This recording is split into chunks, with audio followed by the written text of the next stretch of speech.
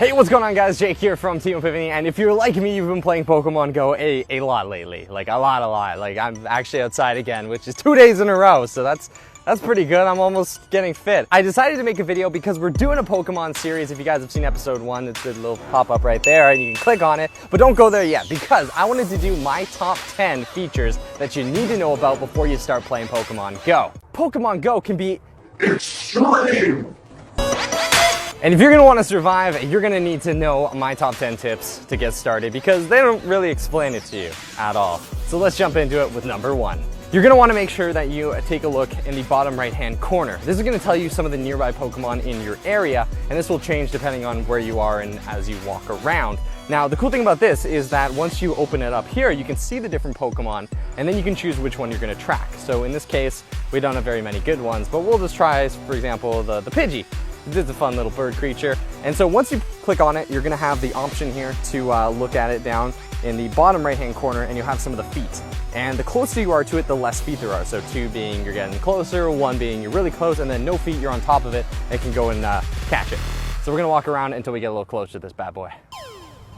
Come on, Logan. There's a gym right there.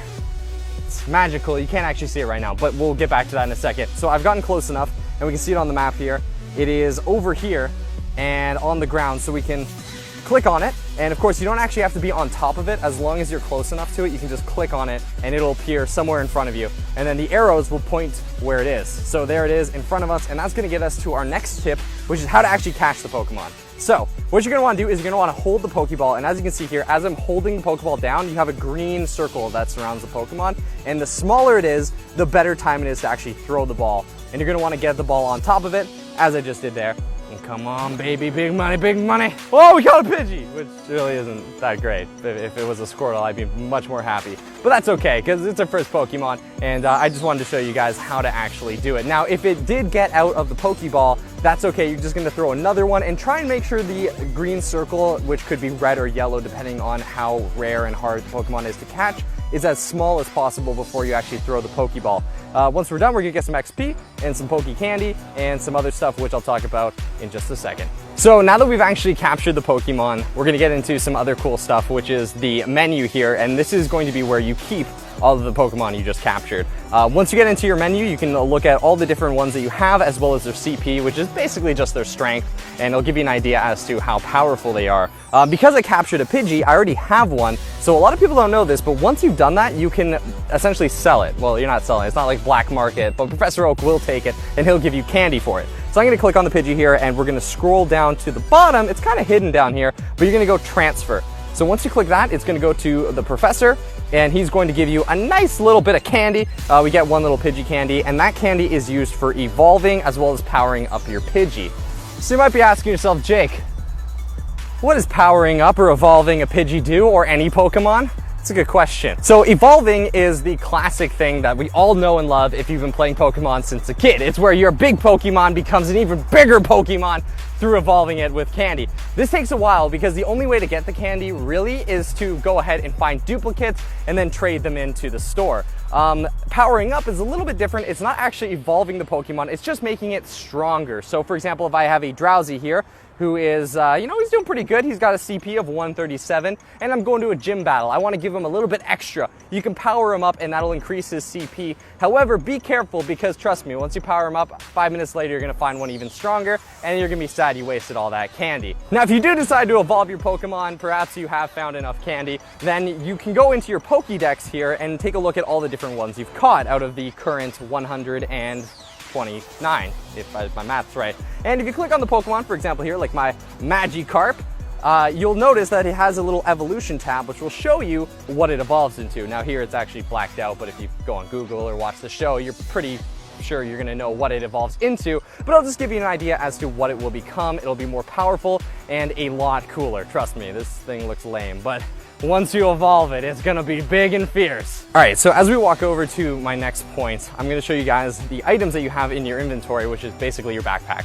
You have a few different things in here. You have a potion, you have a revive, and you have your Pokeballs. All right, so if you want to replenish all the items in your backpack, you can get new things such as Pokeballs, you can get potions, as well as eggs, which I'll talk about in a second, by heading to a Pokestop, which is this place, which Doesn't exactly look like much here, but on your phone, it is a blue circle, which you can find. It has a cool little picture, which I think is awesome. You can see it's a preschool mural, which is pretty cool. So once you head on over here, all you gotta do is turn it around like this, fling it, and there you go. You'll get a bunch of new items. In this case, I got some Pokeballs, but you can get eggs as well as potions. Now, if I head back into my items tab, you can see here we have a few that I've been showing you before. The potions and the revives are only used really when you're doing gym battles, because as of right now, there isn't any multiplayer other than that.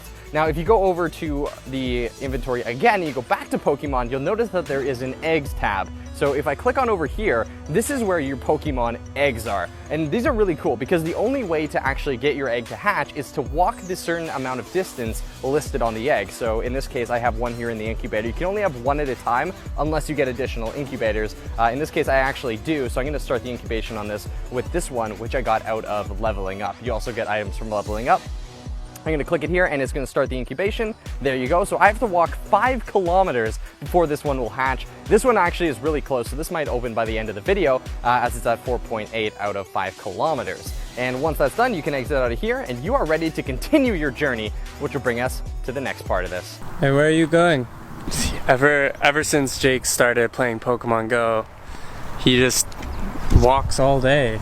I'm trying to like record a video and he's like, oh, I have to catch a Squirtle, I gotta catch them all. Like, all right, so now you got your Pokeballs, you've got some Pokemon because you've learned how to actually catch them and where to find them. You're ready to do a gym battle. Now, gym battles are great because you can take over gyms in your local area and claim them for your team. There's gonna be 3 different teams that you can join. It's basically blue, yellow, and red, and you're gonna decide this at level 5. I suggest picking a team that there aren't too many of in your area because, as you can see here, this is a yellow team gym, which technically means we're on the same team, and I'm not really gonna be able to claim it. But that's okay, we can still do a little battle to demonstrate how exactly that works and to show you guys what it looks like. Now, the cool thing about gyms is that once you are the owner, you can use them to get Pokecoins to buy stuff like incubators and other items to lure Pokemon towards you, which you can find in the Poke Shop. You can obviously buy these also with money, but if you want to buy them with Pokecoins, for example, 100 will get you 20 balls. You can get some eggs, you can get some incense, which lure Pokemon to you, and so forth, and as well as some bag upgrades and Pokemon storage upgrades, which I'll assume we'll all need later on.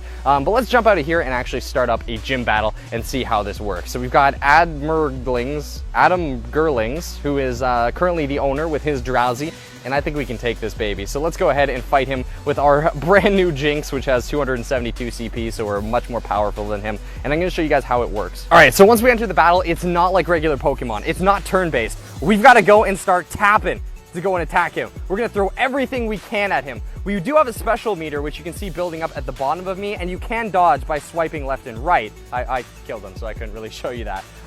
He's gonna keep going here. But as you can see, I'm gonna build up my special meter, which will allow me to use a special attack, and I can also swipe left and right to do dodges, which are kind of not really too great right now. If I click on my special attack, it's gonna use it, which, well, I lost that. All right, so we're back at it. We're fighting him again.